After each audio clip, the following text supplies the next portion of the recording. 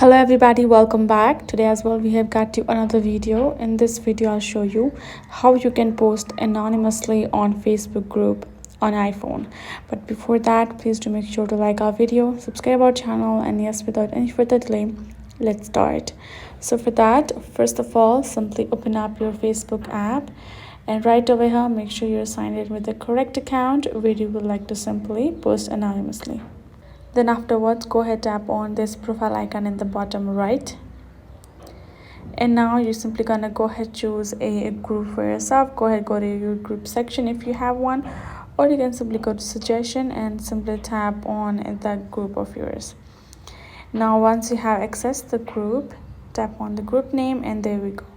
Now scroll a bit down and tap on this write something option, and here you're gonna simply write down your message, whatever for now. For example, this is it, and then you will see this option of post anonymously on top.